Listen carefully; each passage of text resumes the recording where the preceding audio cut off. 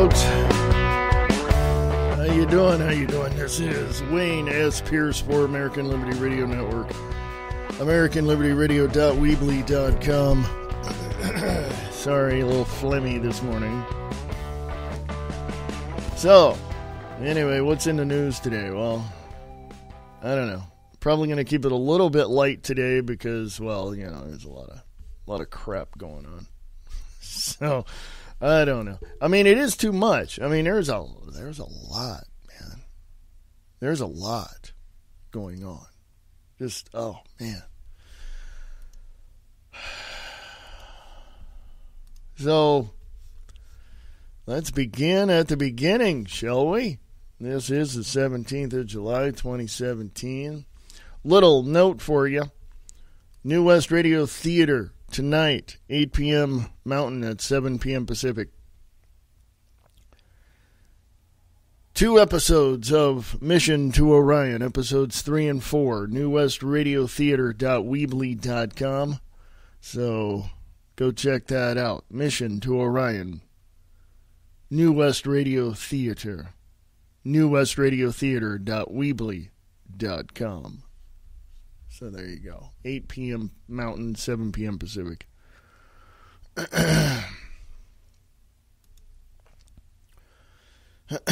Anyway, let's start here, shall we? Paul Joseph Watson, Infowars.com. 17th of July, 2017. There's a video, and I'll put this up on a American Liberty Radio podcast. Anti-Trump protesters literally have no idea what they're protesting about. Claim Trump is racist, unable to provide any examples. Another video expose by Austin Fletcher reveals how anti-Trump protesters literally have no idea what they're protesting about.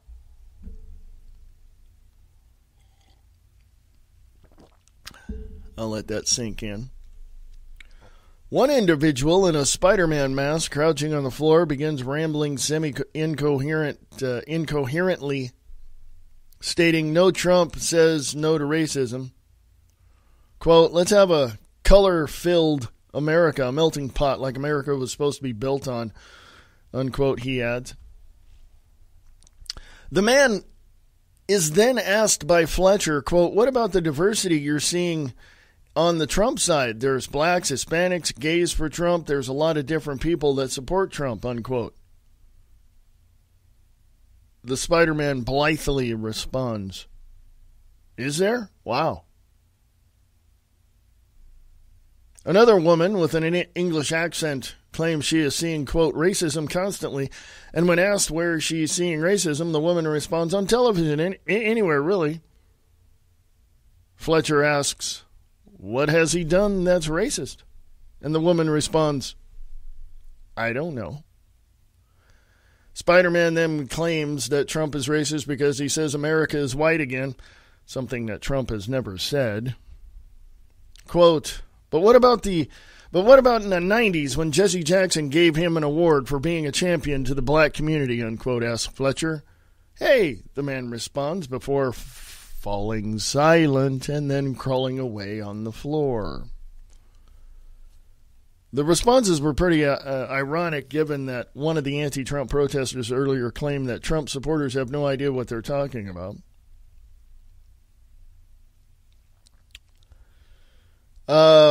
Yeah. Anti-Trump supporters don't know what they're talking about, never have, never will, and that's just my point. So let's start there today, shall we? Monday, 17th of July, 2017.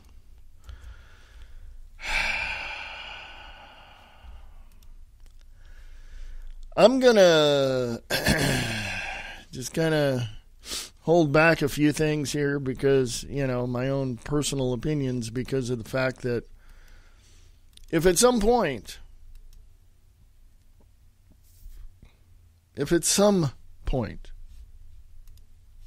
somebody actually has brains enough to figure it out, if at some point you anti-Trumpers out there figure out what the hell you're talking about, we'll sit down and have a discussion.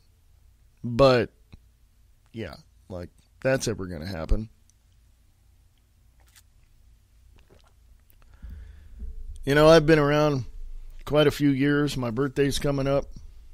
And I got to tell you, I have never seen so many intolerant, really biased people in my life than those that are on both sides of the aisle of the political spectrum. I have never seen so many people in a quote-unquote melting pot of a country that has been so divided and wanting that divide than both people on both sides of the political spectrum. I have been educated by, I believe, one of the wisest women I know, and that is my mother. And I really have put myself into a position to where I don't want any bullcrap anymore. The truth, the facts, there you go. Now, of course, somebody may argue. Somebody may say, well, you know, you're getting that from other people who may not have the truth and the facts. Well, that's why you do your homework. That's why you can keep going. If something doesn't feel right or is right, or if something's totally fake news, you keep digging and you keep investigating and you keep going. You keep doing what you have to do until you find the truth and the facts. So, as I have said, both sides of the political spectrum are full of themselves and narcissistic, have absolutely no idea what the goal is, have absolutely nothing to replace anything with. And speaking of the Patients Affordable Care Act, a.k.a. Obamacare, they have nothing, absolutely, positively zip, to ever present to the American people, except for things that are going to divide the country in two, or in threes, or in fours, or in fives, depending. So as far as I'm concerned, 2 points here I want to make. As far as I'm concerned, number one, there should be no, absolutely, positively, utterly, 100% no political parties in America, period. Get rid of them. We don't need them. I don't give a crap. Did you know that we have the Socialist Party of America? Did you know that we had a Communist Party of America? Did you know that? Did you know that we had groups that that align themselves with those types of parties? Did you know that? Did you know that we have a Progressive Party of America? Did you know that? We should have absolutely, positively no parties whatsoever. No groups of people saying that they're going to take the reins. No groups of people saying that everybody else is wrong. No group. Now, hold on. How does that add to the diverse discussions that we can have? Well, it's easy. Merit. Merit. Your character will result in those things that accumulate that merit within you and within your, little group of people. Merit. Let me just do this. And I know some of you are going, what? What's that? Well, let me go to my go-to site for definitions, dictionary.com, and let me look up the word merit. I'm doing that now. Claim to respect and praise, excellence and worth, something that deserves or justifies a reward or commendation. There we go, if I can speak. Let me go on down to a few other words. Synonyms, which is, value, credit, okay? Merit is a noun also, worth or superior quality, excellence, a deserving or commendable quality or act, the fact or state of deserving or desert, let's see, the word origin. I mean, the word origin in history of merit, it's spiritual credit for good works. That's around the circa 1200s. So the sense of worthiness, excellence, is from the 14th century or late 14th century as, quote, condition or conduct that deserves either reward or punishment, unquote. Also, quote, a reward or benefit, unquote. So there you go. I'm going to put that on American Liberty Radio podcast because I mentioned it, and that's where it goes. So there you go. I don't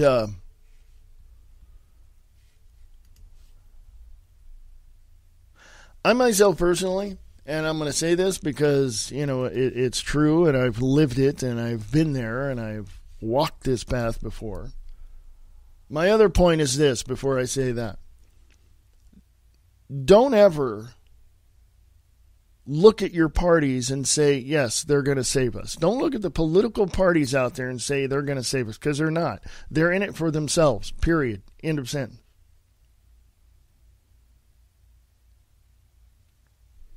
I've been around enough to know a lot of people, and I got to know the diverse people that I was with, and I got to know their families and all this, you know. I don't give one rip about skin color. Doesn't matter to me. I grew up in Stockton, California. I had Hispanic friends, I had black friends, I had Asian friends, I had, you know, come on. You know, if my mother thought that I was even close to being racist, she'd kick my ass because she didn't grow up that way. You know. So I've been around enough to know what people are like, how people are. I've got a good judge of people, just as they are, just on the surface. You get to know them, and of course you might find some flaws, but you know what? Hey, we all have flaws. We're not perfect, okay? But I find that certain groups of people, certain people align themselves with certain groups that are intolerant, that are mostly religious. And I say religious because I'm just going to encompass a whole bunch of people in it. So I find certain people align themselves with certain groups of religious folk, and they become very intolerant, don't want to discuss anything, have absolutely no idea why certain things are the way they are, but they'll give you biblical answers to worldly problems, which, of course, that's just not right. I've been around churches for almost 20 years. 20 years. And I've researched many different churches, from Mormon to Jehovah's Witnesses to you know, Hindus to Muslims to, you know, Taoists to Buddhists to, you know, I mean, everything. I've researched a lot of them throughout those years, even before I started going to church. And I find, and believe me, I'm not bashing Christians at all. And I'm talking from Catholicism all the way down to the charismatic, you know, Pentecostal churches. I'm not bashing them. What I'm saying is I'm stating fact. They're the most intolerant people that I have ever met in my whole entire life. The people that I've seen in the churches that I've been in, I find a great deal of intolerance from a vast majority of people in those churches. There's a few handful of people, maybe, I don't know, a dozen or more, who, don't follow the tradition of the religion that they're in and are a little more liberal with their thoughts and can sit down and have a decent discussion with me. And I applaud those people. Now you just got to teach the rest of the church to stop being so damned intolerant about everything else.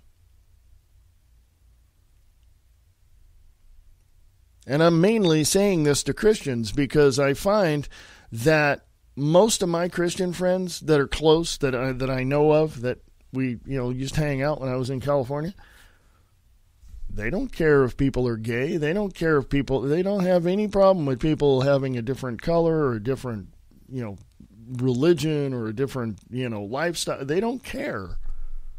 But the church that we went to, oh boy, want to talk about a narrow-minded, very blurred vision of the world. Holy crap. Pun intended. I mean, literally, it was crap. How can anybody be so intolerant of other people and not treat them as human beings? You know what I mean? Or even talk to them or talk about them as if they're human beings. Holy crap. I don't get it. I don't get it. I have my own personal views myself, and I discuss that with people, and they get it. They understand it. But holy crap. An organization that is supposed to, have a foundation of love and peace and gentleness and inclusion and, whatever. Oh, my God. I mean, I've watched myself personally. When I was in church, I watched a person who said they were gay go to the front, get hands laid on them. This is a Pentecostal church.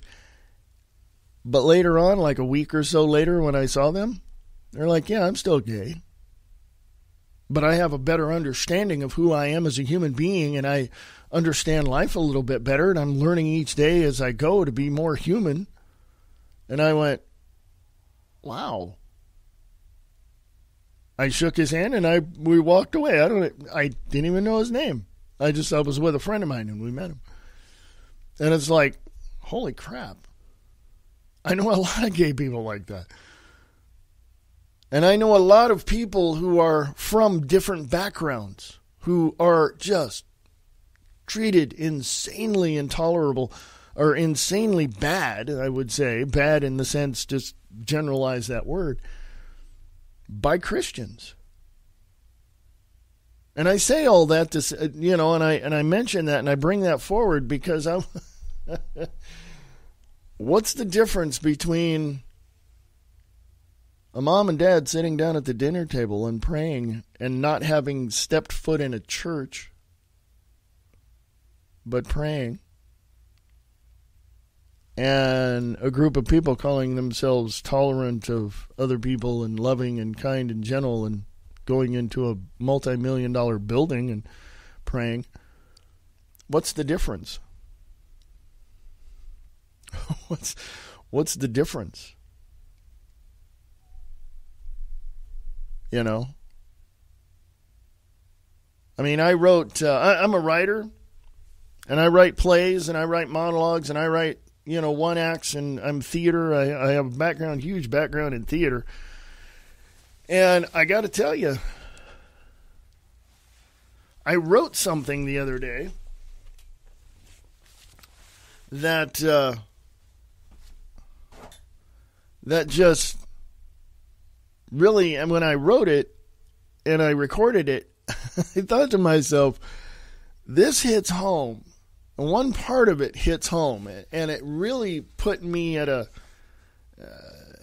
place of just, it was that epiphany or the continued epiphany of realizing that that there, in general senses, there are some very, very intolerant people out there. Hugely intolerant. This goes back to the anti-Trump protesters. They don't know what they're protesting. And if they say they do, they have absolutely no foundation of facts that they base their views on. They can't bring those facts to the table. They never can, and they never will, because they have their. And here's one of my points. They've been geared and indoctrinated so much to hate this man that they cannot bring themselves to thinking anything else other than what is in that track of thought. Sound familiar?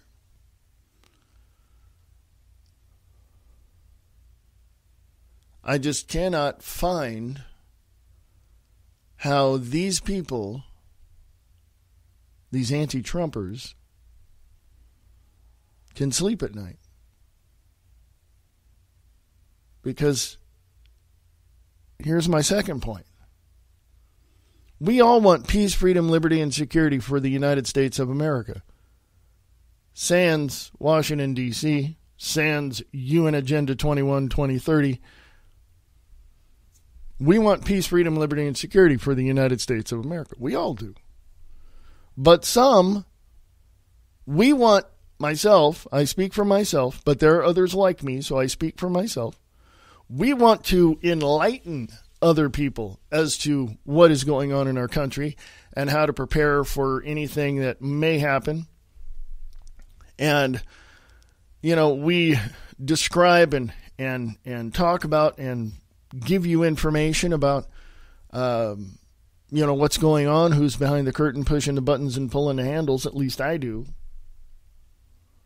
And then there's groups of people who, on the opposite side of that, we want to enlighten people. There are people on the other side of that who want to enslave people in a mindset that is firmly based upon this anti-American indoctrination from the left, from the Marxists, from any brand of totalitarianism that is, prevalent within the United States and without in other countries as well. That's a conflict right there, folks. That's the conflict.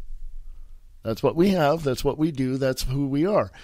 We are a diverse group of people with varying thoughts, many, many, many differences in our lives, from backgrounds to work to whatever.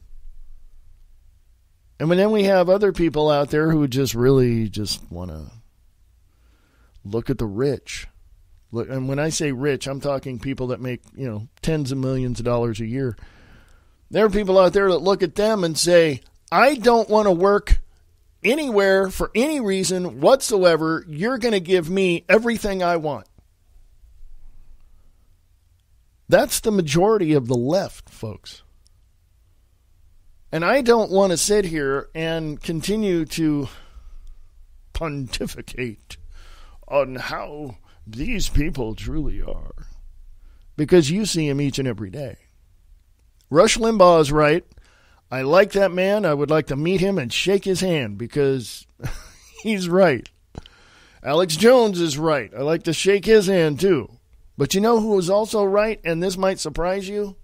I don't like his politics. I don't like how he runs his country. I don't like, but I like the thought that he's diverse enough to allow certain, to allow himself to be in discussions about certain things going on. This man is brilliant. Russian President Vladimir Putin. I'd like to sit down with him and shake his hand. Actually, I'd like to go fishing with him. That'd be kind of cool. I don't like his politics, but I like his thoughts. And if you look, and you guys can do this on your own, by the way. If you look at the comparison between the rights that people in Russia and in Moscow have, and you compare that to the rights that the people of the United States of America have, do you see a difference? By the way, you can email President Vladimir Putin if you want and tell him I said that. I think you can email him through the Kremlin. I'm not quite sure. But I'd like to meet the man because he's a fascinating individual. I'd like to talk to him about human rights and healthcare and I don't want to talk really politics with him, because I don't like his politics. If he's, changing, his stance, but he has to go with the party line, then I understand that. If he has a personal stance for freedom, but he has to go party line, I completely understand that, because we have that here in the United States of America. So I completely get it. But, what's his view on, has he ever been to a live theater? Has he ever seen a performance anywhere? Is he that cultured? I don't know. I mean, he looks like a workhorse, man. He's like 10 years older than I am, and God, I wish I had the stamina and the energy that he has. Really. It's just, man.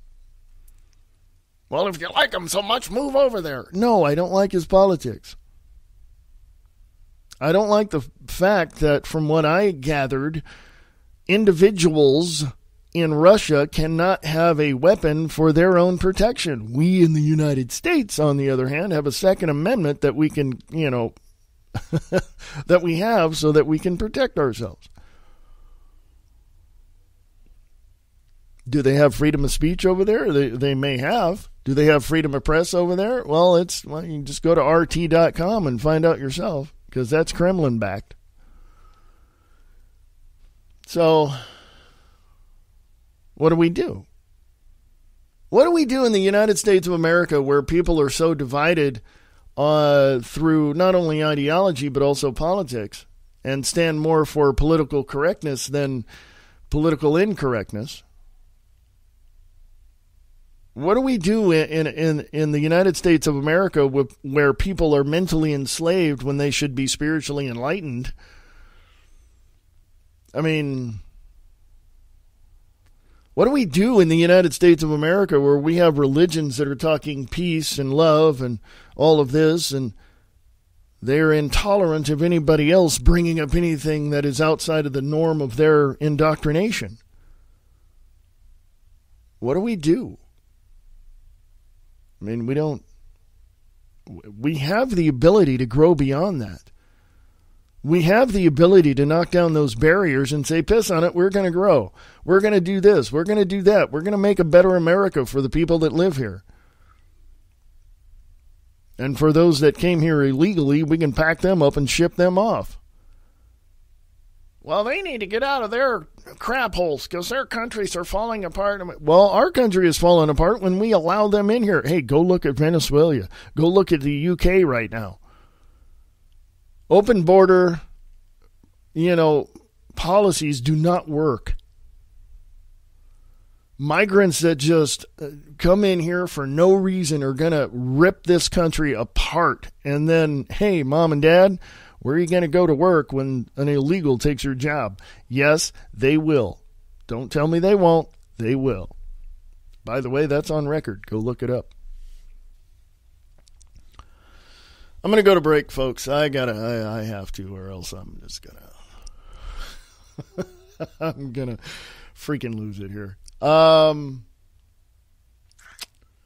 Yeah, folks. Go to American Liberty Radio Network. Go to the website. Yeah, let me point you to the website, AmericanLibertyRadio.weebly.com. If you're not already there, AmericanLibertyRadio.weebly.com. And if you have any questions, comments, concerns, you want to tell me to piss off, hey man, you can do that too. AmericanLibertyRadio@USA.com. AmericanLibertyRadio@USA.com. And I'll talk to you in a bit. This is Wayne S. Pierce for American Liberty Radio Network.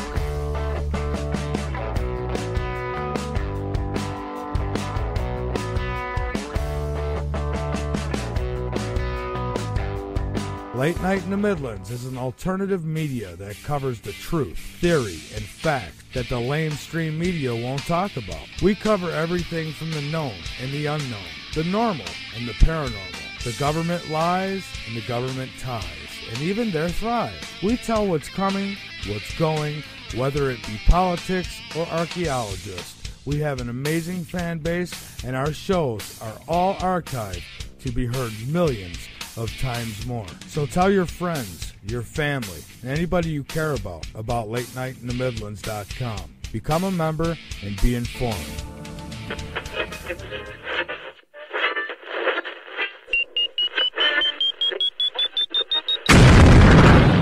Growing up terrestrial radio, the future is here.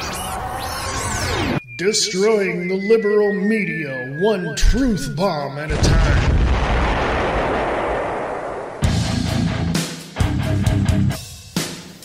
Independent media is shattering the liberal national security media into a million pieces. Their views of the world are based on the script the government gives them. Independent media seeks out and finds the truth and reports on what is truly going on behind the scenes. Support the truth and facts. Support independent media.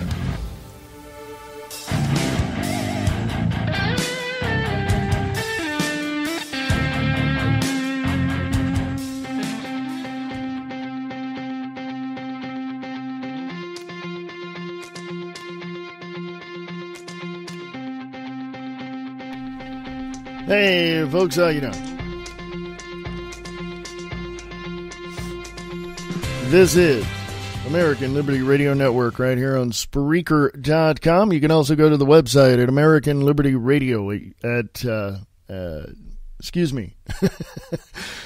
Having two thoughts at the same time, yeah, kind of gets, a little confusing. Go to the website at AmericanLibertyRadio.weebly.com, AmericanLibertyRadio.weebly.com, and the email address is AmericanLibertyRadio@USA.com. 17th of July, 2017. How you doing? Oh my God. Yes, I'm gonna yawn and stretch and do all that wonderful stuff. How you doing? Hey, there might be. I don't know yet. Gotta, wrangle around the stuff here and bounce around some ideas in my head. Don't know yet. Don't know absolutely, so I'm going to bring it up anyway. I know. It's weird, isn't it? There might be a show tonight. A live show. And it might be Diana Nelson and myself, my significant other. We might have a show. Don't know yet, but we'll bring it up. We'll I'll post if we are or not. Either way, I will let you know. But tonight at 7 p.m., or I should say 6 p.m. Pacific, 9 p.m. Eastern, there's an old-time radio show on New West Radio Theater.weebly.com, New West Radio Theater.weebly.com. There's an old-time radio show from yesteryear. And right after that is episodes 3 and 4 of a sci-fi radio drama that I wrote called Mission to Orion. And, episodes 3 and 4. If you want to hear episodes 1 and 2, it's on there as well. On Spreaker on New West Radio Theater. You can hear the first 2 episodes. But episodes 3 and 4 are tonight at 7 p.m. Pacific, 10 p.m. Eastern.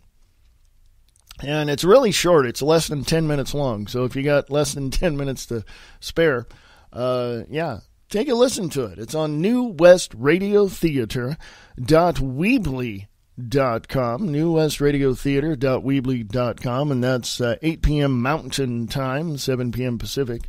And, check it out. Let me know what you think. I've got more episodes coming up, and I hope you like it. So check it out. Mission to Orion, 7 p.m.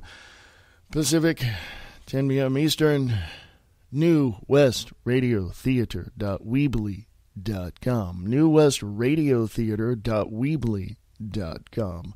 You can also find New West Radio Theater on Spreaker.com. So thank you very much. If you need voiceover work, please contact me.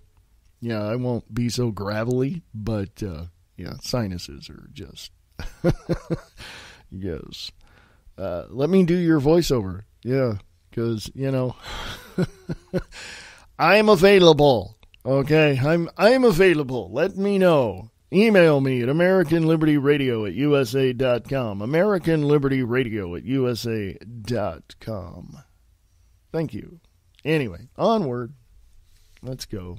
Let's do some other things. Ron Paul contributes to Infowars.com. 17th of July, 2017. Big military spending boost threatens our economy and security. Continuing to do the same thing for more than 17 years and expecting different results is hardly a sensible foreign policy. I agree. It's also a sign of insanity.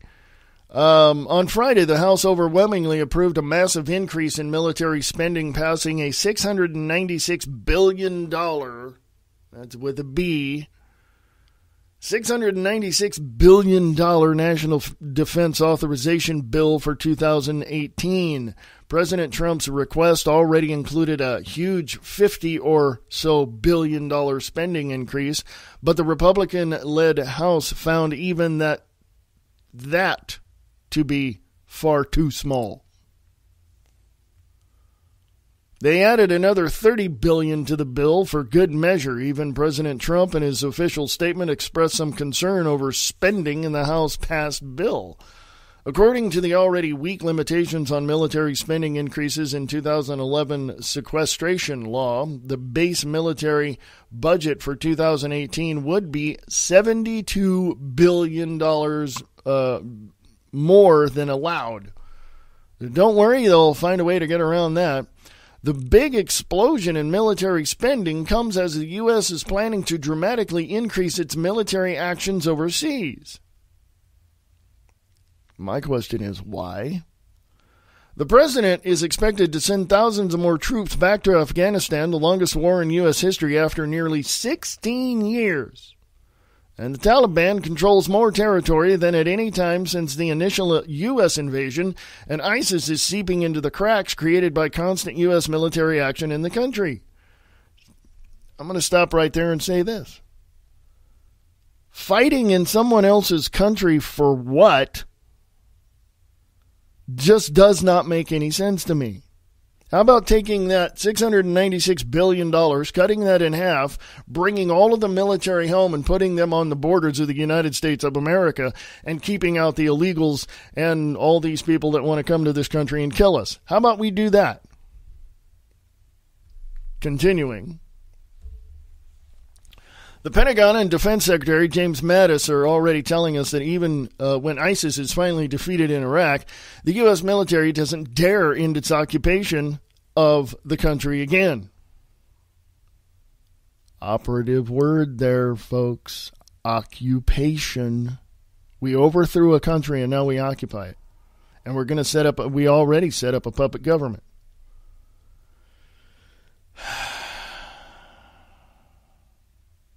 Continuing, look for a very expensive array of permanent military bases throughout the country. So much for our 2003 invasion creating a stable democracy, as the neocons promised. In Syria, the United States has currently established at least 8 military bases, even though it has no permission to do so from the Syrian government, nor does it have a UN resolution authorization the U.S. military presence there. That doesn't make any sense. Let me read that again, and you help me understand this, okay?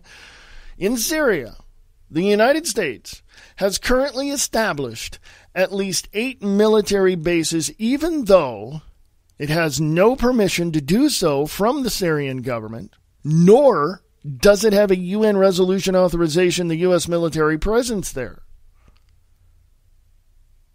The Pentagon officials have made it clear that they will continue to occupy Syrian territory even after ISIS is defeated to, quote-unquote, stabilize the region. And Ron Paul goes on to say, and let's not forget that Washington is planning to send the U.S. military back to Libya, another U.S. intervention we were promised would be stabilized, but that turned out to be a disaster. Also, the drone wars continue in Somalia and elsewhere, as does the U.S. participation in Saudi Arabia's horrific 2-year war on impoverished Yemen. In other words, we're helping Saudi Arabia totally, destroy Yemen. That's what we're doing. President Trump often makes encouraging statements suggesting that he shares some of our non-interventionist views. For example, while Congress was shoveling billions of dollars into an already bloated military budget last week, President Trump said that he did not want to spend trillions more dollars in the Middle East where we get, quote, unquote, nothing for our efforts. He'd rather fix roads here in the U.S., he said. The only reason we were there, he said, was to, quote, get rid of terrorists, unquote, after which we can focus on our problems at home. Hello, I just gave you a solution, Mr. President. Pass this on to Ron Paul and President Trump. I just gave you a solution. Take that $696 billion, cut that in half, put that right back here in the United States of America, put the military and National Guard on the borders of our southern states, and stop the inflow of illegal immigrants, and go to Canada and tell them you're going to put your military on the border as well, and we'll help you out. We'll stop this crap. And then we can rebuild the roads, rebuild the schools, rebuild this infrastructure in the United States of America. Half of $696 billion is going to go a long way in the U.S. So stop going into other countries and overthrowing them and occupying them. That's what the CIA and the FBI do, or actually the CIA and their military arm. So stop it. This is stupid. That's dumb foreign policy, okay? Continuing, Ron Paul says for Infowars.com, 17th of July 2017, unfortunately, President Trump seems to be incapable of understanding that it is U.S. intervention and occupation of foreign countries that creates instability and feeds terrorism. Continuing to do the same thing for more than 17 years, more U.S. bombs destabilize the Middle East, and expecting different results is hardly a sensible foreign policy. I totally agree, Mr. Paul. It is insanity. Yes, it is. Until he realizes that our military empire is the source of rather than the solution to our problems, we will continue to wildly spend on our military empire until the dollar collapses and we are brought to our knees. Then what? That's Ron Paul at ronpaulinstitute.org. And it's on Infowars.com, and I will put that link right there on American Liberty Radio podcasts. I'm done with all this bullcrap that people say we have to go to other countries to overthrow them. That's basically what we'll do. And occupy them, that's the outcome, to stop terrorism. Do you know our presence in the Middle East created more terrorism after George Bush the second? Did you know that? There was more terrorism. I mean, even when Clinton was in office, there wasn't that much terrorism, and it kind of increased when Bush became president, but it wasn't much, and we could handle it, and it was there, and Saddam Hussein and Muammar Gaddafi, they handled all of that and kept things at peace, at bay, kept the terrorists at bay. They couldn't come into the country. That's probably because they were harboring them, and giving them our money that we sent those people to, get out of, financial problems and stop being so impoverished. But, yeah. When Obama came into office, holy crap, the wall came down and terrorism, just like big influx of terrorism. This huge, massive. When that statue of Saddam Hussein came down in, was it 2003? Boom. The influx of terrorism began. Our presence in the Middle East, no matter where we are in the Middle East, I don't care where we are at in the Middle East, wherever the hell it is, Iraq, Iran, Israel, I don't care. We, the military-industrial complex, I don't want to say we. Let me just say it like I know it is. The military-industrial complex who goes and overthrows countries and occupies nations are the main factor as to why terrorism has increased in those areas. So foreign policy, you know what the foreign policy should be? Get our troops out of those areas. We're still having trouble in South Korea. Hello? We left there in the Korean conflict in 1954, and we're still got bases in South Korea. And we're still having problems in South Korea. We got a base. I think we still have a base in the Philippines. I think the Philippine government went, get the hell out, but I don't remember if they did or not. But we're still over there. And we've been there since World War II. Okay? I mean, it's just, we need to get the hell out of other countries. Our founding fathers said, don't entangle ourselves in foreign wars. And guess what, folks? We've been that way for over 150 years. Because the massive billionaires of the time around 1871, the Act of 1871 signed by President Ulysses S. Grant, had given carte blanche to these elites, these billionaires, to create chaos, to make profit through war. And General Smedley Butler said it perfectly. War is a racket. Go look it up. Go look up General Smedley Butler, and you'll see. You'll see YouTube videos of him testifying in front of Congress.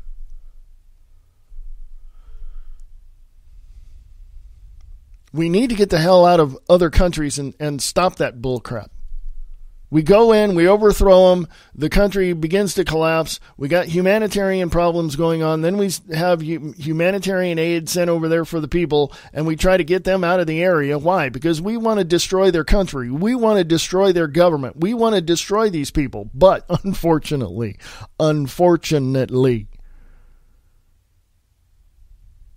with the big elites that control this massive global chess game on both sides,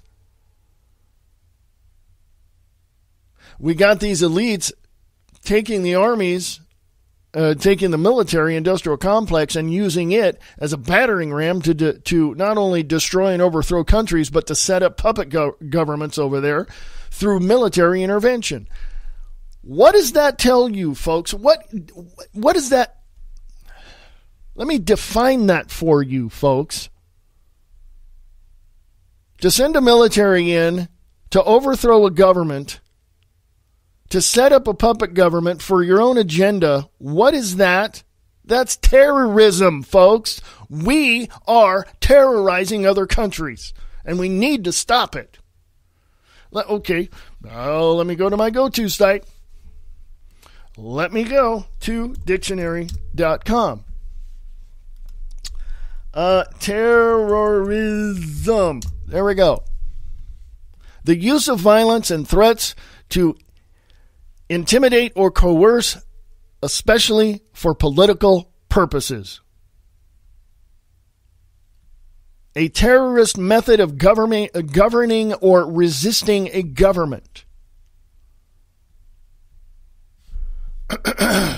You can call the people in 1773 that threw the tea over in the harbor in Boston terrorists because they didn't like what King George was doing. Guess what we're doing, folks? Guess what the military-industrial complex is doing? Guess what the military-industrial complex is doing? They're creating, well, they're not creating, they're going in after this destabilization in political terms has been created by the elites in these other countries, and then they come over here and, the elites that run Washington, D.C., tell our military-industrial complex, hey, it's time for you guys to go over there and make our point.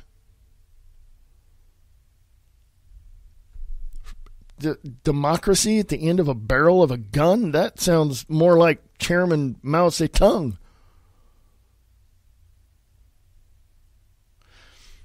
Let me also give you a little side note. General Yamamoto, who surrendered to Douglas, I think it was Douglas MacArthur,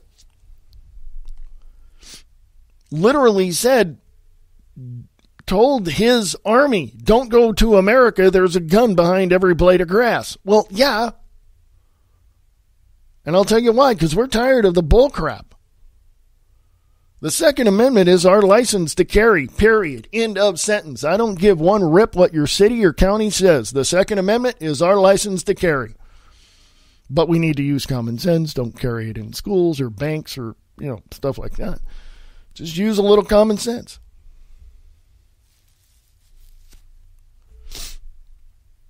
We have a country that is falling apart because we send our military over to other countries that overthrow them so that the elites can make more money so that they can influence our politicians. Hello? I just connected the dots for you. Follow the money. There you go. Hopefully, at some point, my whole point of that is we're the terrorists in this world. We've become the target for other countries to hate because we are over in the Middle East creating the foundation for terrorists that we work with. Can you say Al-Qaeda? Can you say ISIS? Can you say the Syrian rebels? They're not terrorists. They're quote-unquote freedom fighters. But still, we are spending tax dollars to support them. Okay? I can go on and on and on. I can go on another hour and talk about that, but I'm not. And I can show you different documents from the UN, from the federal government, documents from them telling their own people what they need to do. But I think you're smart enough to go out and find those on your own. It's just incredible, folks. It's incredible that we have a system that is so broken, that is so destroyed politically, that we continue to believe the facade of this political arena. We look at the facade and say, oh, everything's just fine. No, go behind the doors. There's nothing behind the doors. There's no credibility whatsoever. There's no foundation for doing what they're doing.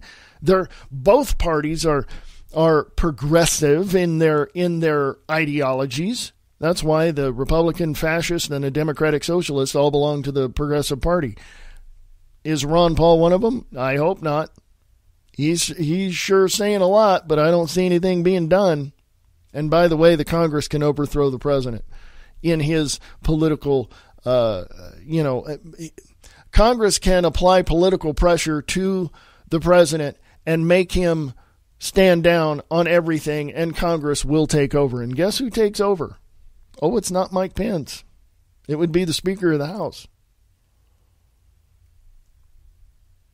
Congress has the power, much like a submarine, first officer. Congress has the power to go to the president, go to the vice president, and say, we will now remove you from your duties as president. They can do that.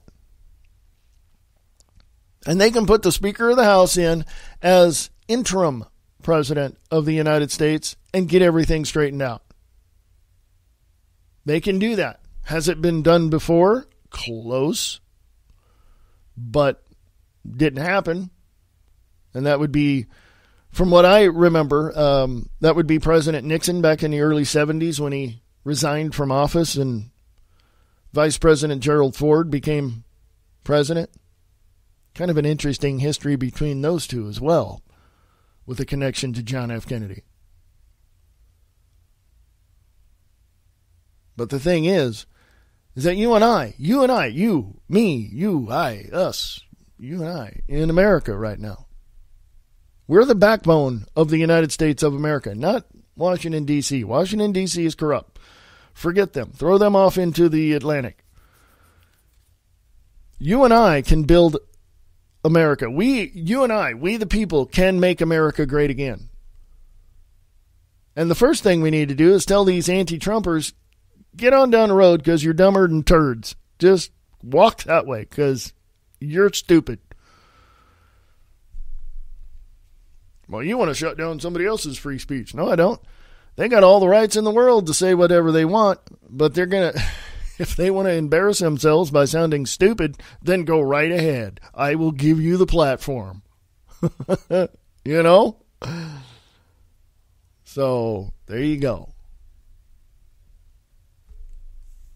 I didn't get into the news, so I'm going to probably go another a little bit over. So at the top of the hour, I'm going to take a lengthy break. No, it's not that long. I didn't get to a whole lot of news. Podesta emails document Hillary Clinton money laundering scheme. Why does AG Sessions refuse to investigate? Jerome Corsi, Infowars.com, 17th July 2017. Why isn't the Trump administration under Attorney General Sessions investigating clear proof of Hillary Clinton's violations of campaign finance laws and regulations? The WikiLeaks Podesta emails document a money laundering scheme that gained Hillary Clinton's presidential campaign hundreds of millions of dollars in direct violation of FEC, Federal Election Commission, campaign financing laws and regulations. During the campaign, the Clinton campaign violation was suspected by Politico, and charged by Bernie Sanders, yet the FBI under Trump continues to turn a blind eye. To understand the Clinton campaign money laundering scheme, we need to understand the Clinton campaign realized that top-dollar millionaire and billionaire Democrat Party donors wanted to contribute several $100,000 to Hillary's campaign, but were constrained by limits to individual and spousal contributions set by FEC campaigning funding laws and regulations. That's going up on American Liberty Radio podcast. Folks, if you need someone to do some voiceover, contact me. I'm right here for you, so I can do a lot. All you got to do is send me a script and let me know what you need, and I'll do it for you. But, hey, you got to, drop me a few bucks, too, man, because I don't do it for free. So you want to contact me. American Liberty Radio at USA.com. American Liberty Radio at USA.com. So, folks, why is it the Trump administration under AG Sessions is not investigating Hillary Clinton? Why is it right now, the 17th of July, 2017, why isn't Bill Clinton and Hillary Clinton in prison? Why? Because somebody dropped the ball. Well, they didn't drop the ball. They dropped a few bucks into the coffers of the Attorney General, apparently. I don't know. I don't have any proof of that. But, I don't know. You guys follow the money and connect the dots. See where it goes. I don't know, folks. I mean, it's... How can we ever trust our government? Which, of course, it's a centralized government, and our founding fathers told us not to have it. But how are we supposed to trust it if they are corrupt and against us and want to enslave us politically in the United States of America and not allow us to do the things we need to do? Why are they suppressing us? Why are they, abusing us, really? Why are they, in some way, shape, or form, terrorizing us? Why? Good questions, isn't it? I'll be back in 6.5 minutes. This is American Liberty Radio Network. American Liberty Radio on Spreaker.com. AmericanLibertyRadio.weebly.com. You want to email me at AmericanLibertyRadio@USA.com. American Liberty Radio at USA.com. American Liberty Radio on Spreaker.com. The world is under siege. The globalists want more from the people, and they will stop at nothing to get it.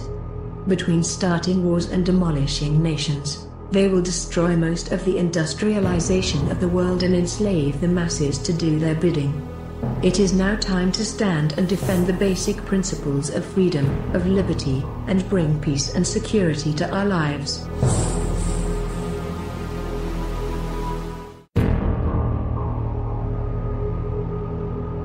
It is now time for all of humanity to take notice. The globalists are systematically destroying everything in their path to achieve their domination over everyone and every country. Our personal freedoms are at stake, and the game they're playing is only going to end when they destroy over 90% of the world's population. You want answers? I think I'm entitled. You want answers? I want the truth! You can't handle the truth! So this is how liberty dies. With thunderous applause. The Truth Experience. thetruthexperience.weebly.com. On American Liberty Radio Network. AmericanLibertyRadio.com.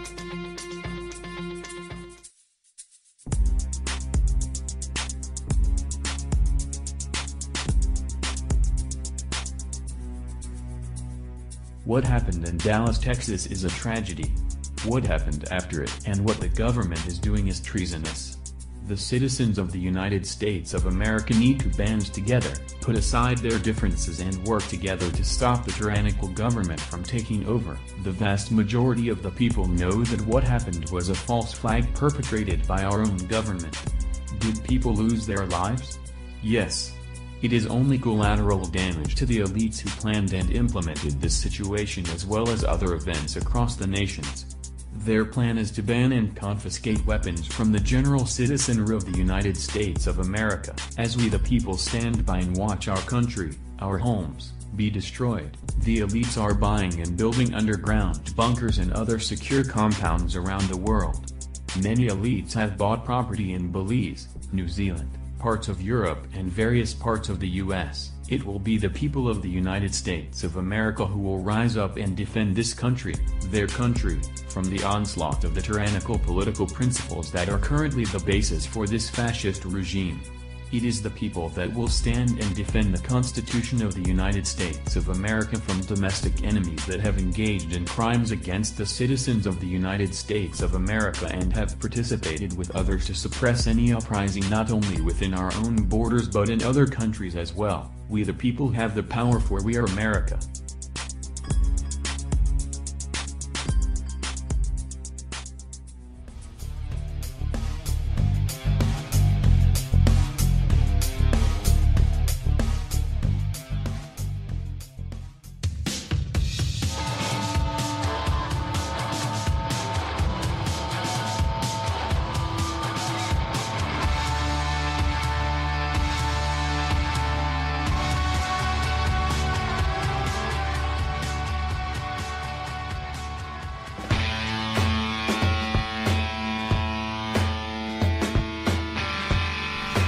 The reality underneath the honesty. LiveTruthRadio.com.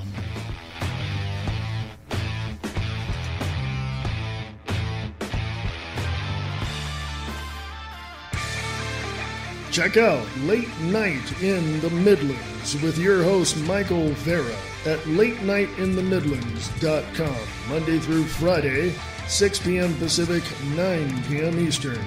Go to LateNightInTheMidlands.com.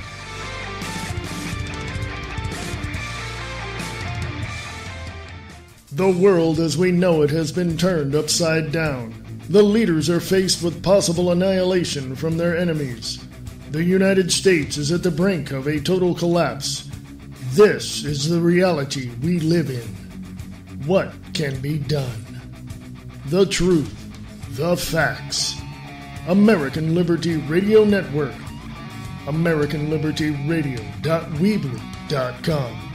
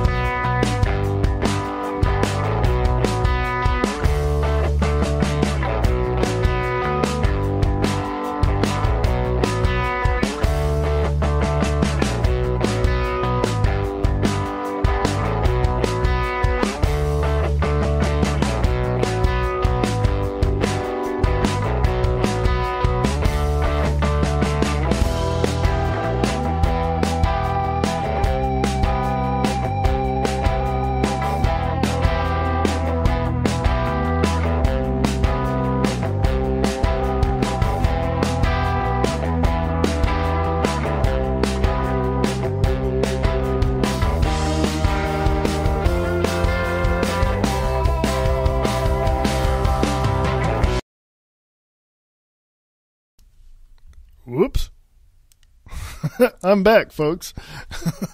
Something, I hit the wrong button or something. Well, there you go. That's how it works. This is American Liberty Radio Network on Spreaker.com. Go look up at American Liberty Radio. It's on Spreaker.com. You can also look that up on Facebook and on Gab.ai. Hey, go check out a friend of mine in this movement, in the Patriot movement.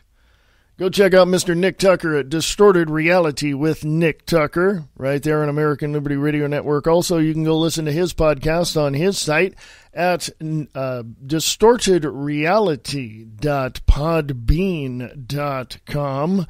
Go check that out as well. Awesome group of people that I know, such as Mr. John Christopher J-Man Collins over at thetruthwar.net. Go look him up as well. And also, of course, the one and only Mr. Brian Lang over at Live Truth Radio and Television, livetruthradio.com. And there's a whole plethora of other people out there, such as Michael Savage, Rush Limbaugh, Alex Jones. You just go look at the truth and the facts. If you don't believe them, like I say about myself, you don't have to believe me. I encourage you to go out and look this stuff up. You can go to the website at AmericanLibertyRadio.weebly.com. You can also email me at AmericanLibertyRadio@USA.com. Swedish Liberal Youth Party wants to legalize necrophilia and child porn. A country where people have guns and are required to have them. Quote, if you're not against necrophilia, you're not a liberal, unquote. Paul Joseph Watson, 17th July 2017, Infowars.com. The Liberal Youth League says it wants to make Sweden a more tolerant society by endorsing, quote, ruthless mass immigration, unquote, necrophilia, and even child pornography. Yes, really. Paul Joseph Watson goes on to write, if you thought you heard it all in terms of Sweden as a progressive basket case of Europe, think again. During a tweet storm, the youth group made plain its desire to see Sweden adopt the euro single currency and join NATO, but the organization's social policies were the real eyebrow raiser. Quote, if you're against necrophilia, you are not liberal, unquote, the group explained. For those who don't know, necrophilia is having sex with dead people. How progressive. Paul Joseph Watson goes on to say the LUF also wants open borders, quote, ruthless mass immigration, unquote, and is calling for the legalization of, quote, cartoon child pornography, unquote, polygamy and incest. The group has also previously called for the legalization of sex with animals.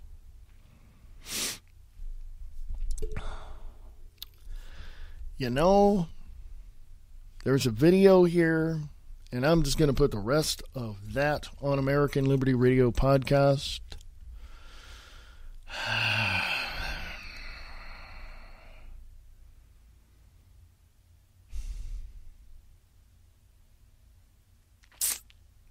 Yeah.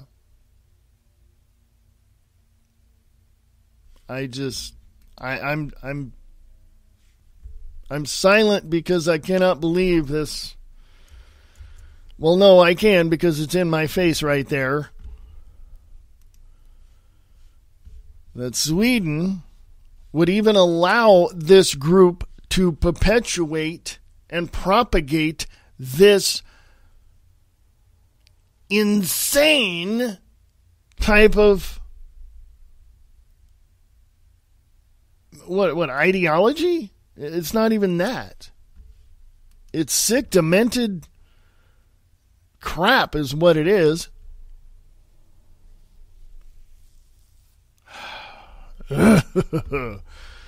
Dan Lyman, Infowars.com, 17th July 2017. Border Patrol energized like never before, says Union President. Agents once again enforcing border security after catastrophic Obama era.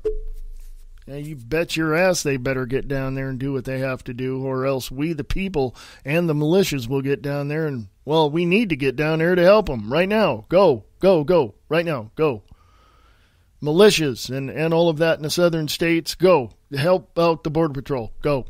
If you have any information that you want to share with me, you can. American Liberty Radio at USA.com. American Liberty Radio at USA.com. Please go. Help them out.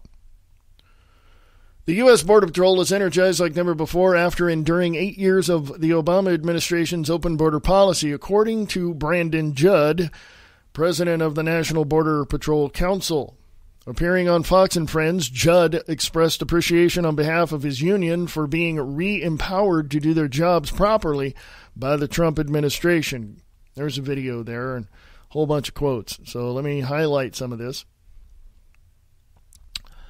Asked to discuss the dramatic decrease in illegal border crossings over the past 6 months, Judd gave much of the credit to the Trump administration's enforcement of existing laws that were sidelined by Obama. The National Border Patrol Council made their first ever presidential endorsement during the 2016 race, issuing a strong-worded statement condemning the status quo while throwing the weight of over 16,500 agents behind candidate Trump. It should be noted that in May, Judd said that while the policy of catch and release has diminished, it was still being practiced by ICE at the time, but he did not specify whether those actions were being conducted in defiance of President Trump and the DOJ or not. And his most recent comments indicate that the practice may have abated completely. Anonymous federal officials closely associated with the project confirmed that discrete planning has been in progress for over 6 months, and construction could commence in January of 2018 on a nearly 3-mile stretch of barrier that would run through the Santa Ana Wildlife Refuge near McAllen, Texas, which was a hotbed of illegal crossings during the Obama administration.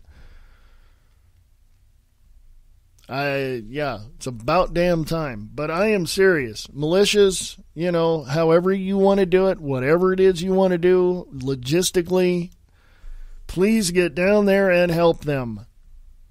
There's 16,500 Border Patrol agents. I think they can use a few hundred more militia members down there to help them where they can't be everywhere, okay? I'm just saying, they can't be everywhere.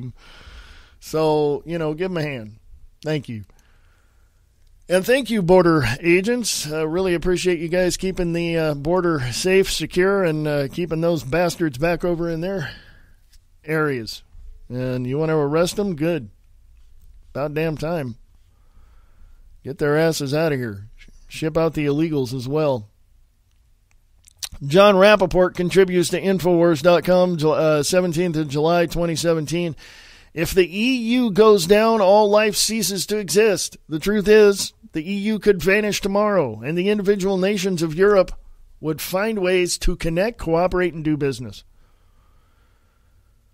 System building. How do you do it? In particular, how do you build a perverse structure? There are 3 sequential steps. 1, secretly create the system. 2, once it's up and running and established, act as if you're a mere participant in the system. 3, claim that the system is absolutely necessary and without it things would collapse. Let me relate something to you folks just off of those 3 things. Cloward and Piven. Reaction, what is that? Problem, reaction, solution? Yeah. Think about that. Was that Saul Alinsky? I don't know. You guys help me figure that one out. Thank you. When those 3 steps have been accomplished, you can add other flourishes. For example, sometimes you get away with saying the system was never created at all. It arose organically because there was a need for it. That's a good one. John Rappaport says here on Infowars.com. The EU is such a system. The propaganda. Quote, It wasn't planned from the top. It came about as a response to the need for peace among nations, the need for a common market and the uniform currency. We need the need for an end to brutal nationalism, etc., unquote. Actually, John Rappaport says, the EU was created as an extension of World War II by other means. Hitler's dream of a united Europe was accomplished with a reborn Germany as the economic powerhouse, but other key players were involved. The Vatican, the City of London, Swiss banks, etc. And after 1973, the Rockefeller Trilateral Commission, globalists all. EU's current support of the migrant flood in Europe is a case of, this is how we erase borders, destroy the traditions of separate cultures, take down separate nations once and for all, and make Europe into a single entity. Brexit was, quote, a disturbance in the force, unquote, but it is being used to advantage by the EU. In actual game theory, not the ludicrous version taught in universities, you must have threats to the system, in a wake of which the system survives. This, quote-unquote, proves the structure is sound and necessary and continues to meet the needs of the people. The EU is painted as a kind of heroic soldier who has endured many battles. This picture sells. As time passes, John Rappaport says, expect more and more news stories featuring the propaganda theme, quote, the EU is on the comeback stronger than ever, unquote. The truth is, the EU could vanish tomorrow, and the individual nations of Europe would find ways to connect, cooperate, and do business. In fact, John Rappaport says, one or two adventurous countries could change the face of Europe, which tells you why the EU tries so hard to pass so many binding regulations that apply to all of its members. Here's an example. Suppose one European country decided to cancel all the odious EU regulations restricting the sale and use of nutritional supplements. Suppose the whole area of nutrition was turned over to the free choice of every citizen. You bet your bottom franc or pound that this nation would suddenly undergo an economic renaissance. Nutritional companies by the hundreds would set up shops. Citizens from all over Europe would move there. Jobs would multiply. In turn, this country would become a haven for all sorts of natural health practitioners and their clients. Watching this happen, other European countries would follow suit. Suddenly, health freedom would become an economic tiger. Big Pharma, one of the driving forces behind the EU, would be exposed as the pernicious monopoly. Never a bad thing. Who knows how many other areas of the economy a free market would suddenly reappear free of repressive regulations. What about GMO crops? This is what John Rappaport says. From what I can discover, 50 GMO crops are permitted in Europe. A nation can submit a request to the EU to ban a GMO crop, and the EU makes a final decision. Suppose if the EU vanished, one country stood up on its hind legs and declared, quote, we are banning all GMOs. If you live here, all food will be non-GMO. That is our commitment, unquote. Do you think that might result in many people moving to that country?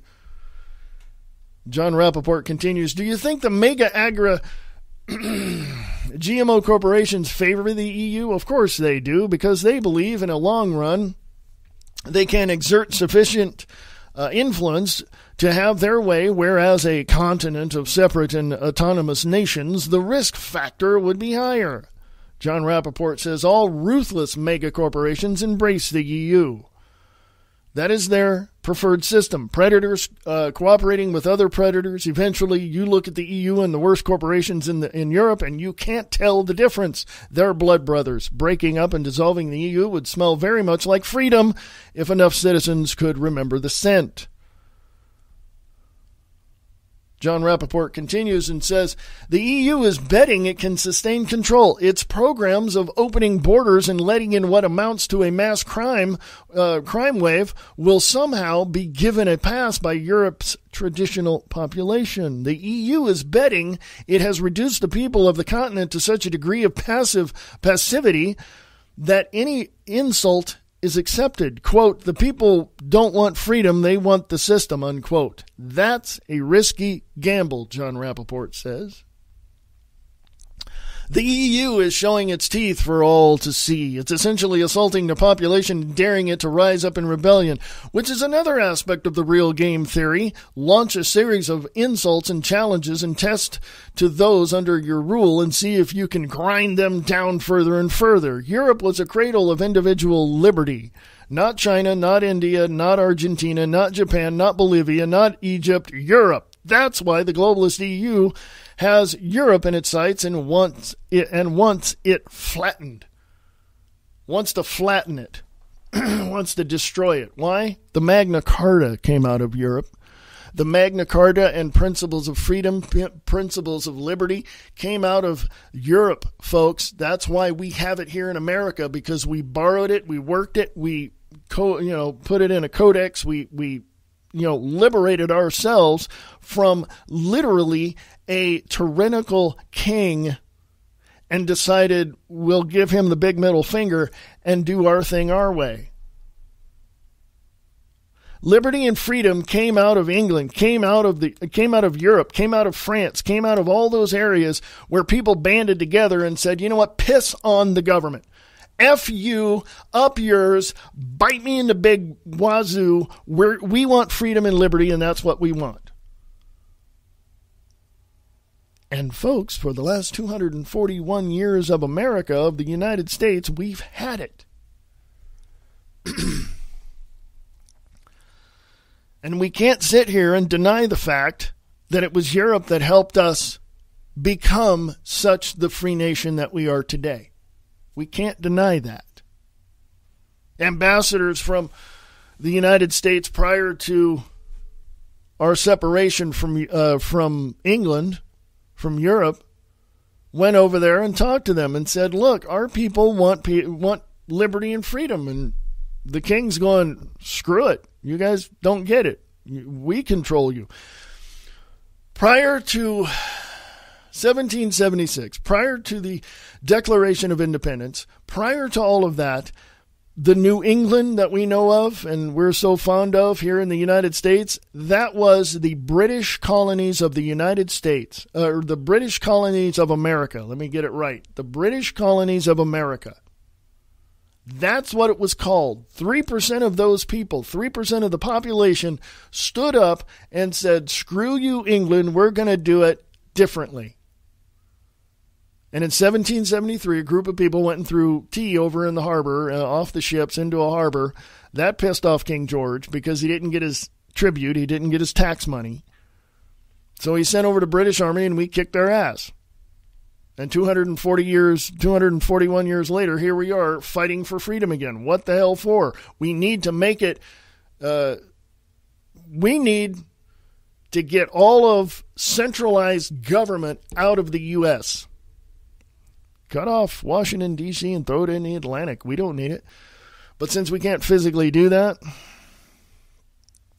we can politically force every single one of our governors, our legislators, we can force them. We, the people, can go in and force them to do it. Why? There's only two things that they care about. Number one, money in their political coffers, and two, you voting for them for another term. So we, the people, can force them to stand down. We can force them to repeal the Act of 1871. We can force them to repeal the Federal Reserve Act and the Internal Revenue Act. And we can force them to close the freaking borders, because if they don't, we will. I stand with every single citizen in Europe right now, in England right now, wanting peace, freedom, liberty, and security for their country. I stand with them. And if their government does not give it to them, hey, you guys got to do something, because we did it 240 years ago. We can do it again. And believe me, the elites in this country will not like 200 million people with over 300 million guns going to their doors and pulling them out and throwing their asses in prison. They won't like it. Am I calling for a coup against the United States of America and the federal government? No. What I'm saying is that there's a big possibility that if they continue doing what they're doing and collapse this nation, oh my God, they have not, what is going to happen is way beyond what they could ever imagine, or even war gamed in their own little clandestine little places where they try to overthrow this government. I mean, seriously. It's going to be a lot worse than they've imagined or even anticipated. If they overthrow this government and collapse it economically, politically, spiritually, whatever, oh my.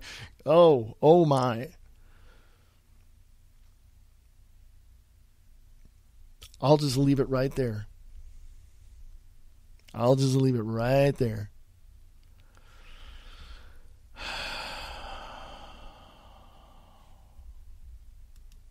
Let me tell you, a faction of people who are against everything that we, the people, stand for. McClatchydC.com is reporting Senate GOP's healthcare problem is not Trump. Rhinos, Republican in name only, jeopardize repeal, replacement of Obamacare. One big reason Senate Republicans are having trouble uniting around the plan to overhaul the nation's health coverage is that a lot of them just don't get along. These intra-party clashes of personality and policy stymie the bill's progress as much as any other political force. Sure, lawmakers are reluctant to side with President Donald Trump, particularly in traditional swing states such as Ohio and Wisconsin, and waiting in the House for conservatives who are wary of the latest Senate plan crafted to win over centrists. But what's hurting the Senate's effort to come together are the personal relationships, or lack of them. I'm going to put that up on American Liberty Radio podcast. I want you all listening in other countries to know one thing. We support liberty. We support freedom. We support, peace and security in the United States. And if you want that, we support you. But if you're not going to get up and do anything about it, I don't know what we can do for you. I'm just saying. I don't know. Tell me what's going on in your neck of the woods. This show, this network is being heard all over the place, all over the world. So let me know what's happening, especially here in the United States. Let me know what's happening in your neck of the woods. American Liberty Radio at USA.com. American Liberty Radio at USA.com.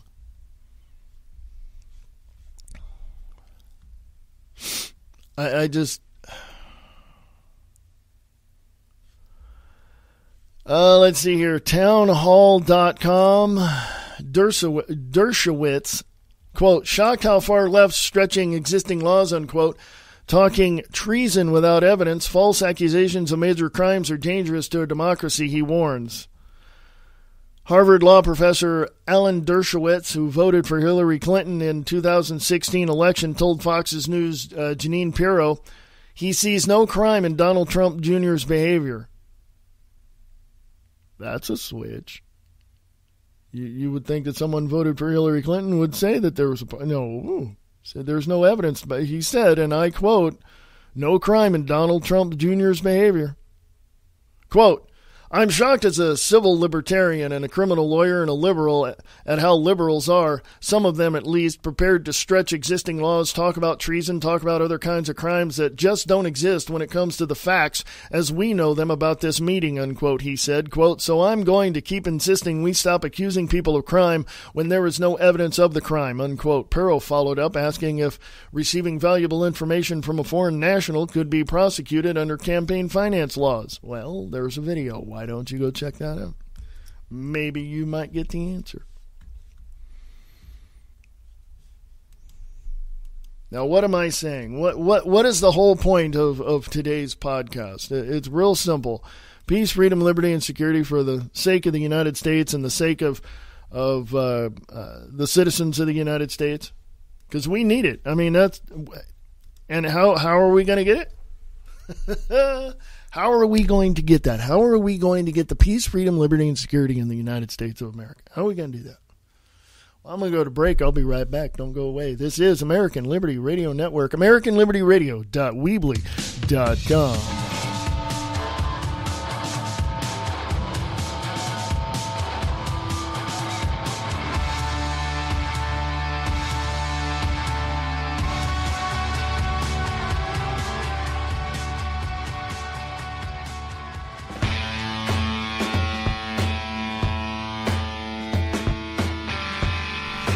The reality underneath the honesty. LiveTruthRadio.com.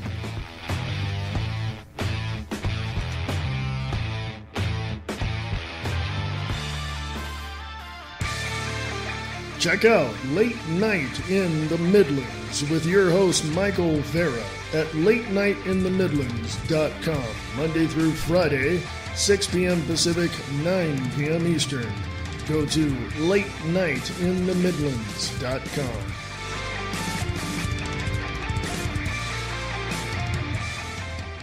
The world as we know it has been turned upside down. The leaders are faced with possible annihilation from their enemies. The United States is at the brink of a total collapse. This is the reality we live in.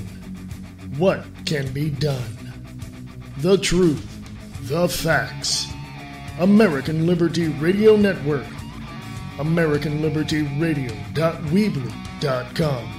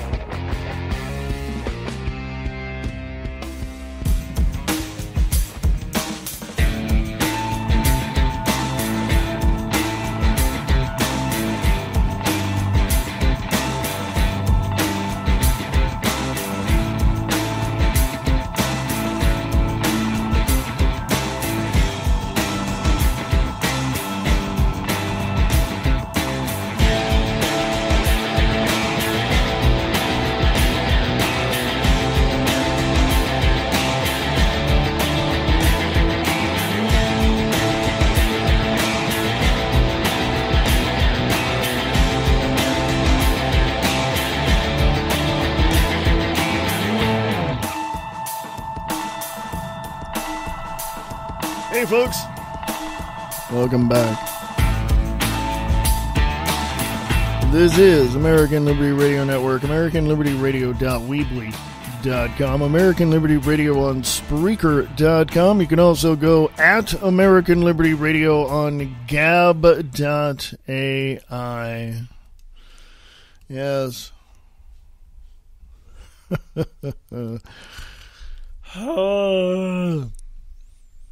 Have you ever just wanted to walk up to somebody who is a self-proclaimed liberal and just grab them and shake them up?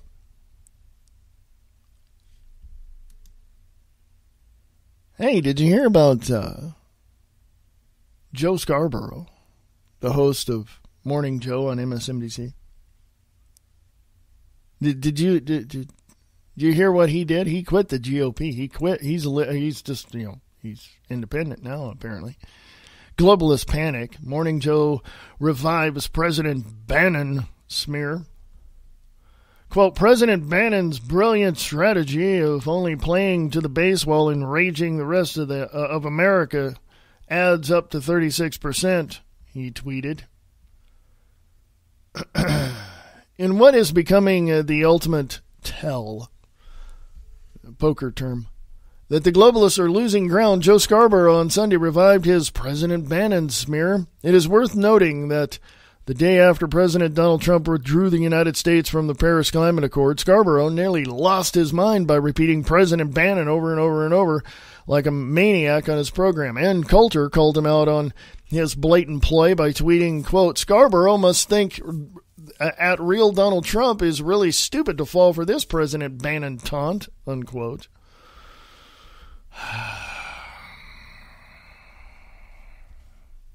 Let's do this. Let's just put this up on American Liberty Radio Podcast for all you guys to take a look at. All right? We good with that? All right. It's the 17th of July, 2017. How are you today?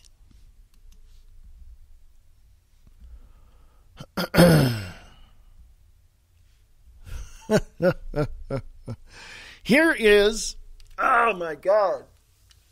Talk about doing something over and over and over and over in hopes that you might get, a different outcome. That's true insanity. Let me, speaking of which, I didn't do this the last segment, so let me do this. Let me do this. And I'm going to put in this word, insanity, dictionary.com. The condition of being insane, a derangement of mind. Okay. Well, psychiatry definition is extreme foolishness, folly, senselessness, foolhardiness, a foolish or senseless action, policy, statement. That's insanity. Well, let's go with the opposite of that. What is sane?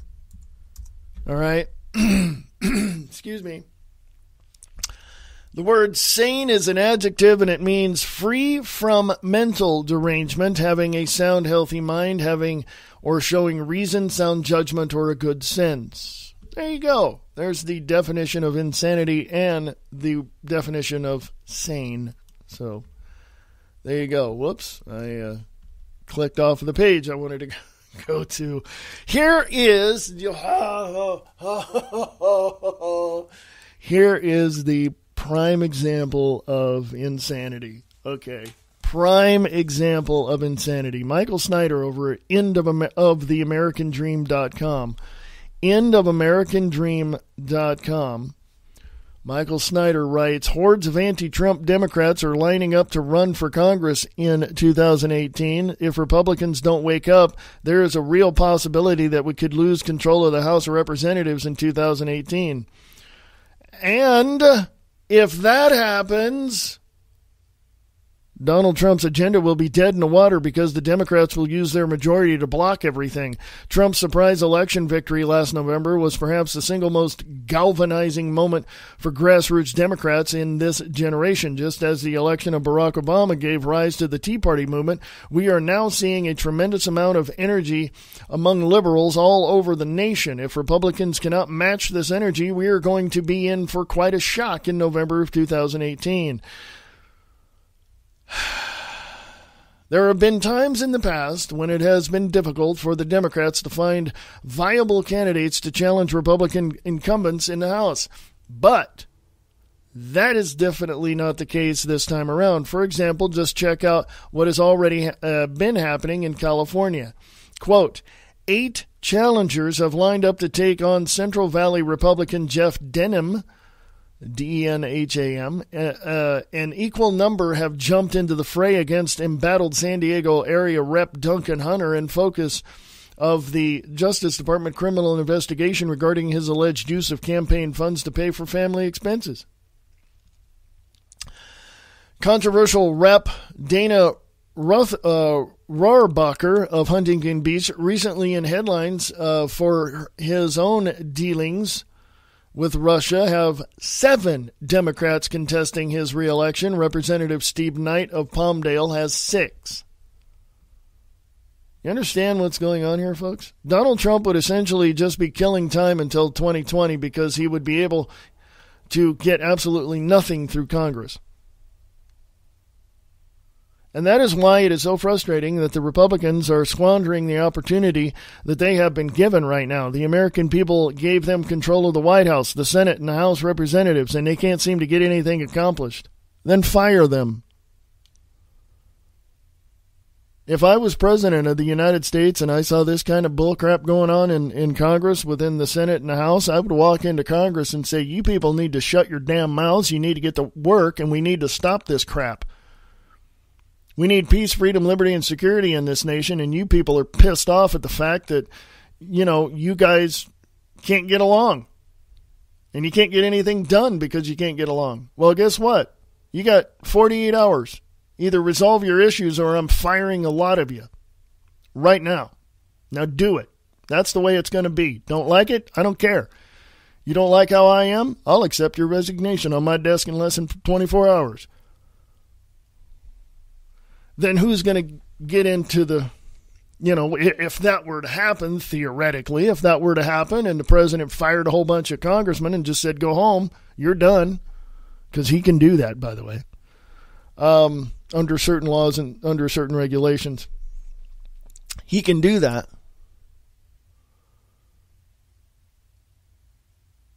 Who's going to fill the gaps? Yeah. By the way, folks, did you know that we don't need 535 congressmen and women in Washington, D.C.? You want conservative thought here? Here, let me give you some. We need 3 representatives per state. We need the governor, and we need a senator and a representative. That's all we need. 3. That's it. 3. Calculate that out to 50 states, or 51 if you include Puerto Rico. It's 150 people. That's all we need in Washington, D.C. Oh, and by the way, they don't need to be there all the time. Okay? Now, a lot of people would say, well, how would anything get done? Well, how did it get done before? When the nation's capital was in Philadelphia. How did it get done? They all went there at one point, decided on doing something, did it, secured it, made it law, and then went home. Didn't spend 10, 12, 15 hours a day there, 365 days a year. No. That's what we need, folks. We don't need this crap that's going on now. Repeal the Act of 1871. Get rid of Washington, D.C. We don't need it. We don't need a centralized government. We don't. Give the land back to the people of Delaware and Virginia, and there you go. Be done with it. Turn it into a giant freaking museum. I don't give a crap. Just get rid of Washington, D.C.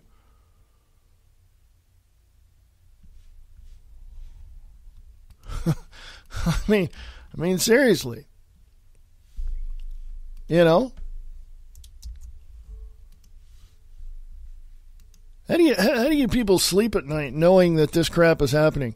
Behind the scenes, when you're sleeping, I'm sure there's people in the offices going, yeah, we need to sign this, and here, sign this, and we'll override the president and do this. And no, we don't need that crap. We don't need it.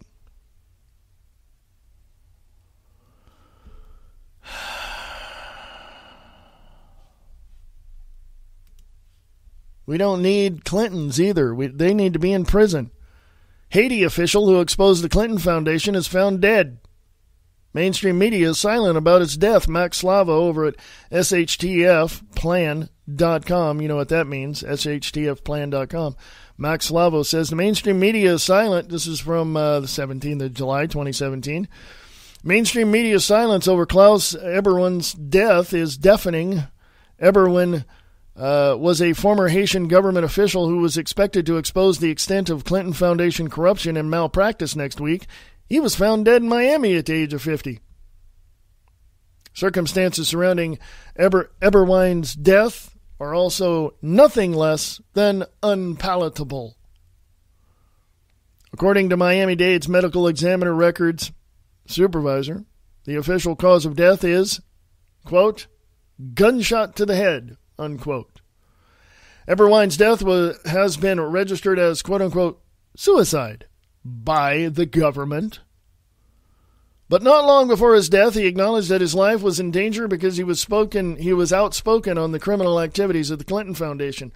Eberwin was a fierce critic of the Clinton Foundation's activities in the Caribbean island, where he served as Director General of the government's Economic Development Agency for 3 years. Quote, the Clinton Foundation, they are criminals, they are thieves, they are liars, they are a disgrace, unquote, Eberwin said at a protest outside the Clinton Foundation headquarters in Manhattan last year.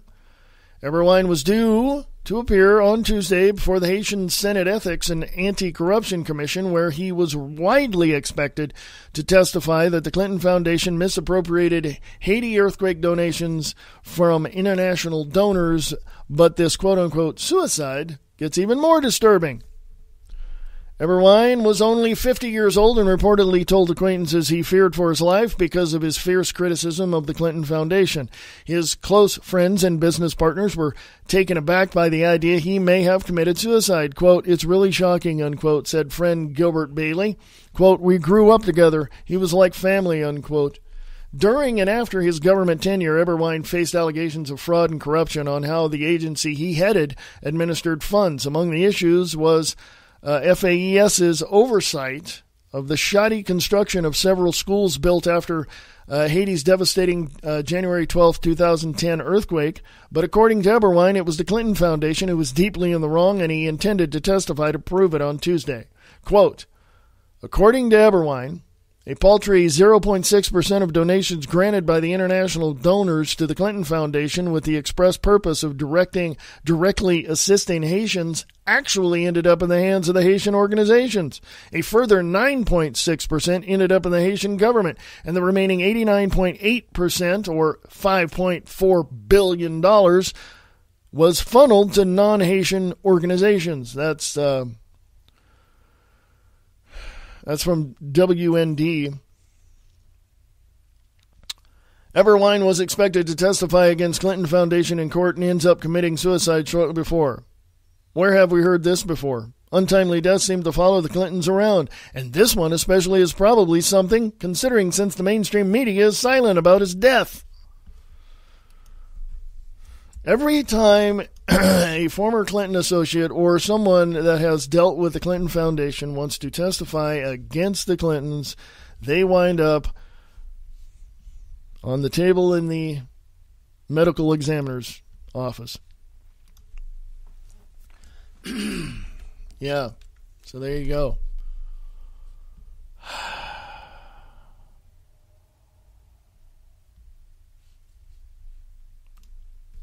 I just don't know, folks. You know, when I tell you, you know, sometimes that if I don't know, I just don't know. Right? A little water. I don't know, folks. I look around this great, big, wonderful nation of ours, and I see some really cool things. Did you know something else? I see some really stupid things. And I see some stupid people, and I see some very ignorant people, especially in our governmental indoctrination institutes we call colleges and universities and middle, junior high schools and elementary schools. And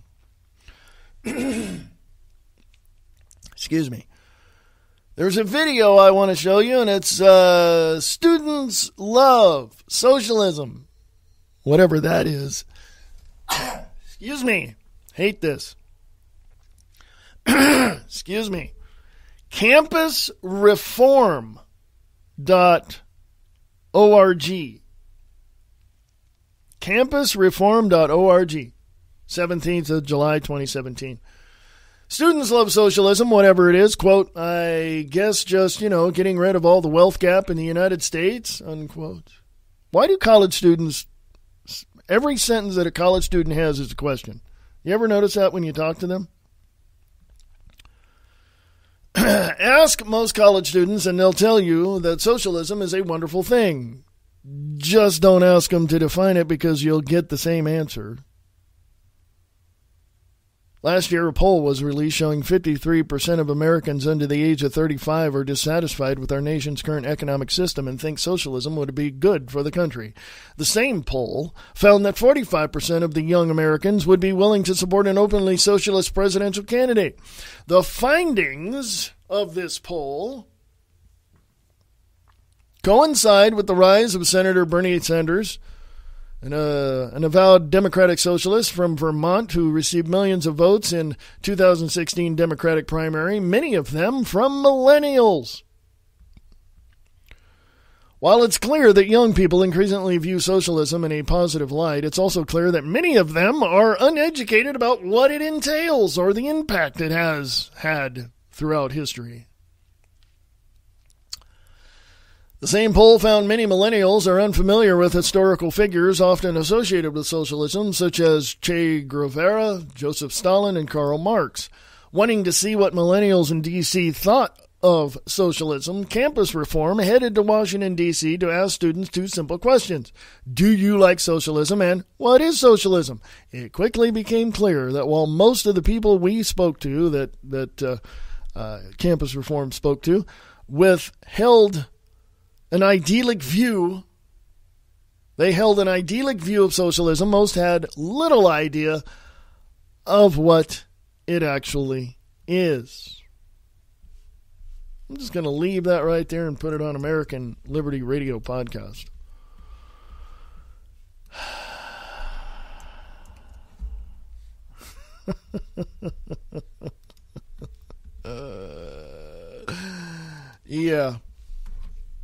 Yeah, folks. Yeah, folks. Yeah, try to define socialism. Go ask a college student. Actually, moms, dads, ask your high school children, your children who are in high school or first year college. Go ask them to define for you what socialism is. Go ahead. And then, if they give you an answer that just sounds too freaking unbelievable, I hope you have a dictionary or some sort of encyclopedia in your house, like I did growing up, and you can show them exactly what socialism is. As a matter of fact, give them another example. Venezuela. Yeah. Get all the information you can. And talk to them about Che Guevara and Karl Marx and Joseph Stalin and people like that. Go ahead. By the way, socialism, fascism, all of that, Marxism, all of that, Leninism, all that, it's just different brands of one thing, and that is totalitarianism. You tell them that. Guaranteed they're going to sit there and look at you with 1,000-mile stare in their eyes, and you're going to tell just by that the wheels have just stopped grinding in their head, okay? Because they absolutely don't have any clue what they're learning. They don't.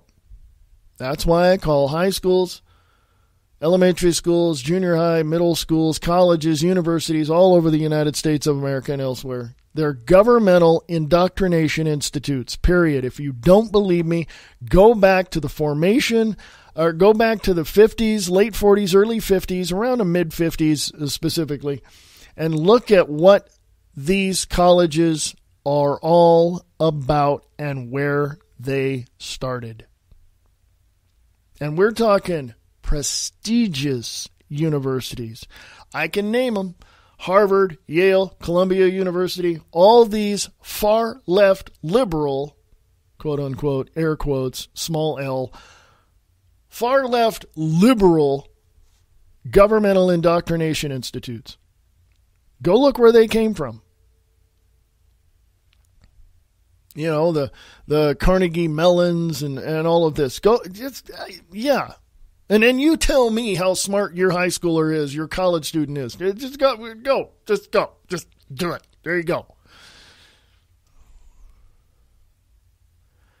It's amazing to me, folks. It really is. It's amazing to me that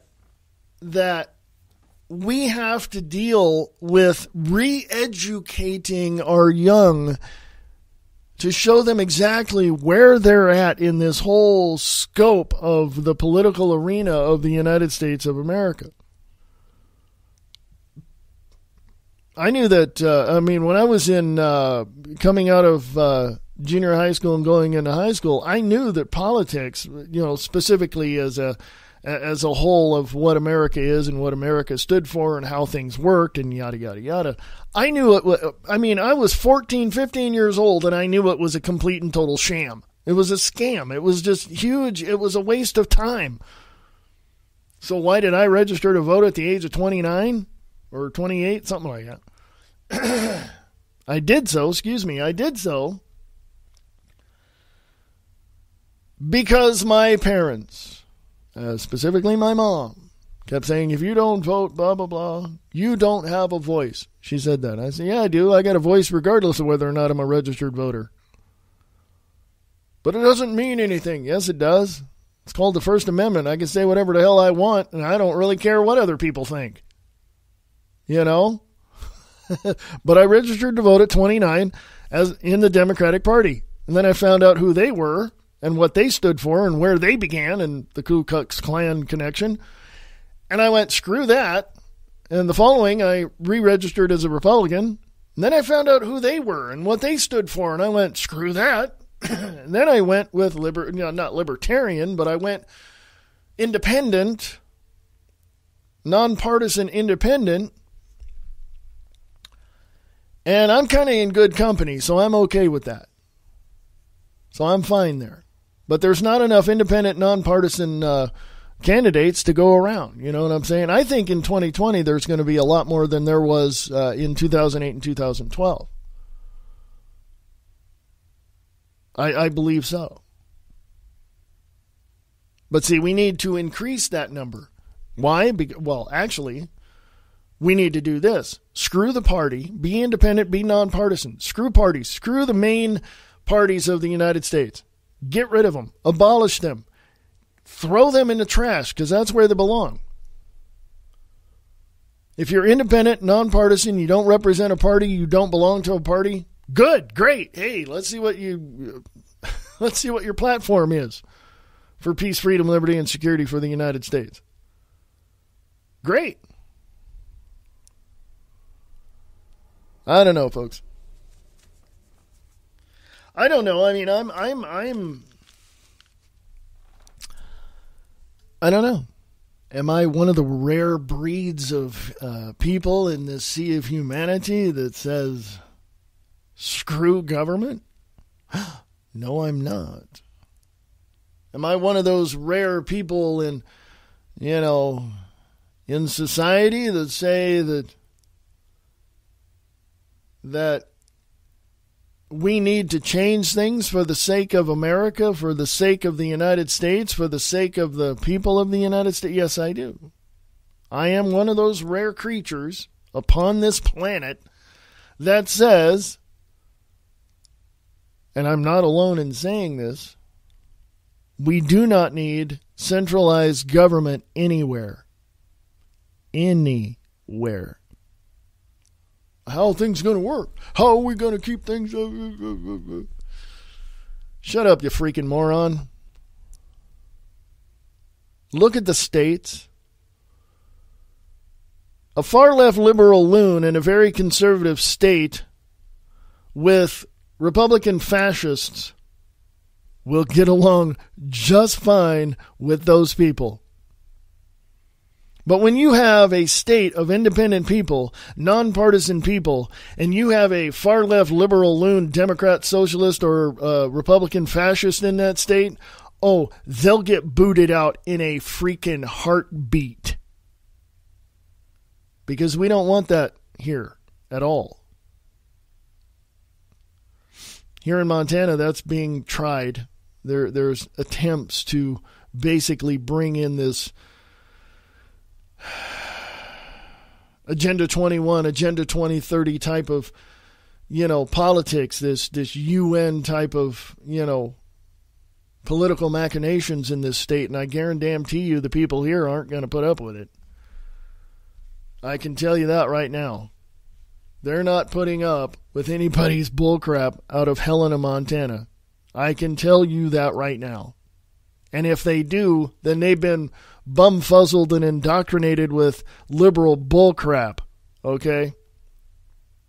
They're trying to cut Medicaid and Medicare here in the state. Why? Because it's expensive. I'm going to go away now. This is American Liberty Radio Network. AmericanLibertyRadio.weebly.com. American Liberty Radio Network, sharing the truth one fact at a time without all the BS.